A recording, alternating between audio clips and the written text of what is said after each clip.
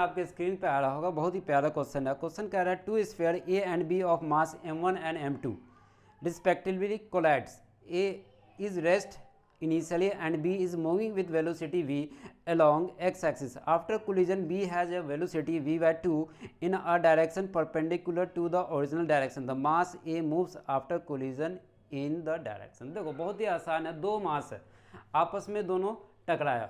Okay, क्या दिया हुआ है, ए एंड बी। पहला वाला जो मास है वो क्या है, रेस्ट में है, और दूसरा मास v वेलोसिटी से x एक्सिस पे मूव कर रहा है। जैसा जैसा बोल रहा है हम यहाँ पे लिख रहे हैं। एक m1 का मास है, ये m1 जिसको a कहा है। ओके, ये रेस्ट में है, रेस्ट में है, इसका मतलब u1 इसका क्या होगा, 0 होगा। दूसरा m2 मास है, m2 इसको b से इंडिकेट किया है, डिनोट किया है। देन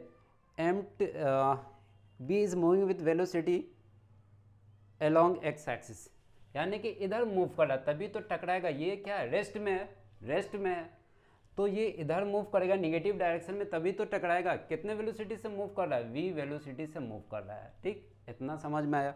अब क्या कर रहा है, आगे क्या कर रहा है, moving with velocity v after collision. कुछ ही समय में दोनों क्या होता है, कोलाइड कर जाता है। यहाँ पे दोनों कोलाइड कर जाता है, दोनों आपस में टकरा गया। टकराने के बाद, कोलिजन के बाद क्या कर रहा है, b is moving, b has a velocity v by 2 in a direction to the original direction, original perpendicular to the original direction। अभी देखना b वाला इधर मूव कर रहा है आफ्टर कोलिजन, यानी कि m2 क्या हुआ, m2 दिख रहा होगा, m2 कुछ इस डायरेक्शन में मूव किया, m2 का ये रहा डायरेक्शन, और इसके पास इसका वेलोसिटी क्या है, v2। इसका वेलोसिटी क्या दिया हुआ है, v by 2, इसको हम v2 कह रहे हैं, v2 दिख रहा होगा। Okay, v2। तो पूछा है कि b यानी कि a यानी कि m1 का डायरेक्शन क्या होगा। m1 का पता नहीं, कुछ भी नहीं दिया हुआ है।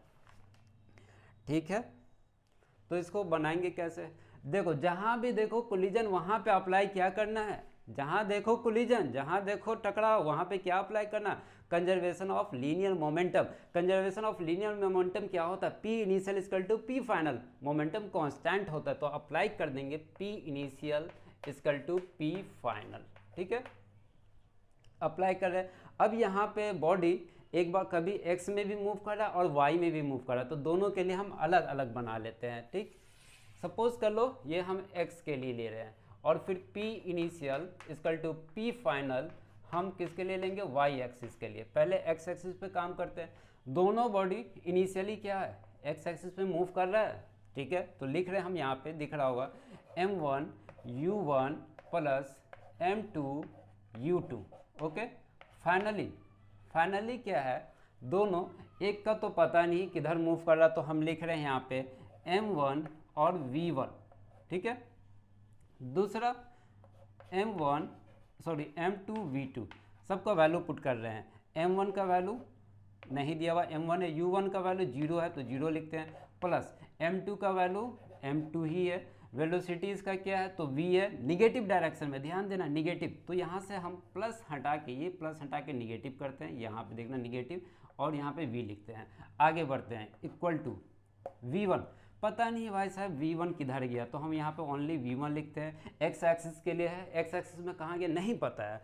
v2 x एक्सिस में क्या मूव कर रहा है, v2 नहीं कर रहा है, वो क्लियर लिखा है यहाँ पे क्वेश्चन में कि टकराने के बाद, कोलिजन के बाद वो y एक्सिस में मूव कर रहा है, परपेंडिकुलर, जो ओरिजिनल डायरेक्शन था उसके परपेंडिकुलर, तो यहाँ पे हम क्या लेंगे, 0।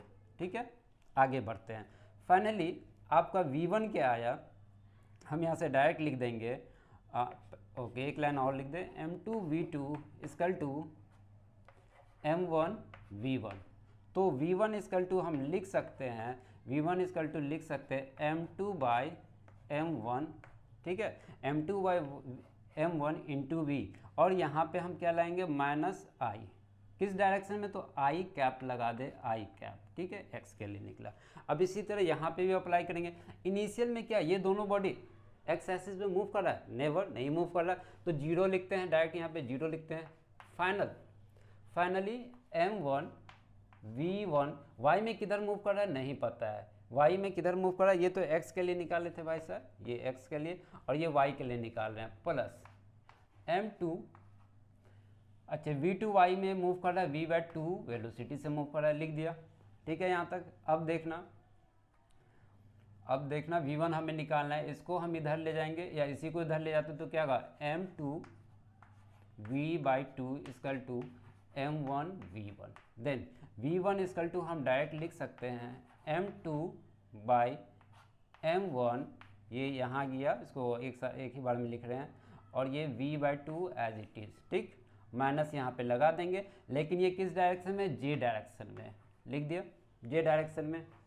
देखो अब नेट वेलोसिटी अगर पूछा जाए, नेट वेलोसिटी ऑफ 1 का वी नेट स्फीयर 1 मास 1 का तो क्या होगा, डायरेक्ट हम लिखेंगे यहाँ पे ये वाला velocity minus m2 by m1 v i direction और minus m2 by m1 j direction. Oh v/2 छूट गया, सॉरी, यहाँ पे v/2 लिख देते हैं, v/2 जे डायरेक्शन। यहाँ तक क्लियर। बट नेट वेलोसिटी पूछा नहीं है, पूछा डायरेक्शन, यानी कि एंगल पूछा है, किस एंगल से मूव किया। अच्छे, अब ये चीज़ आपको समझ में आ रहा है तो इसका हम डायग्राम बना ले, ग्राफ बना ले, बिल्कुल बना सकते हैं। यहाँ प्लॉट कर रहे हैं, यहाँ पे नीचे में ये आपका y एक्सिस और ये आपका x एक्सिस। ठीक है, अच्छे, x एक्सिस पे हम रख रहे हैं माइनस में v1, y एक्सिस में भी रखेंगे ये वाला डायग्राम, ये वाला वैल्यू यहाँ पे रखेंगे v1, ये आपका y में है और ये आपका x में है। ठीक, दोनों माइनस में, इसलिए हमने माइनस लिया। सपोज कर लेते हैं कि थीटा एंगल से ये थीटा एंगल से डायरेक्शन बना है। अब ध्यान देना, ये आपका क्या है, ये आपका क्या है, वेक्टर है, तो इसको हम यहाँ पे ले आके रखें, कोई प्रॉब्लम नहीं होना चाहिए।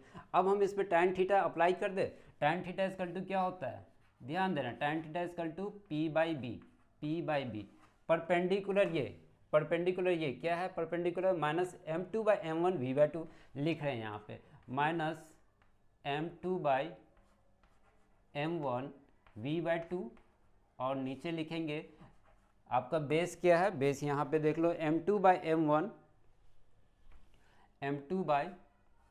m1 इंटू वी, ये सब आपस में कैंसिल हो जाएगा, कैंसिल हो, वी भी कैंसिल होगा। फाइनली थीटा इक्वल टू जो आपका होगा, theta equal to minus tan inverse half, ये आपका आंसर होगा। तो ऑप्शन, करेक्ट ऑप्शन कौन सा है, नीचे में आ रहा होगा, करेक्ट ऑप्शन कौन सा है आपका, डी नंबर करेक्ट ऑप्शन है। Okay, thank you.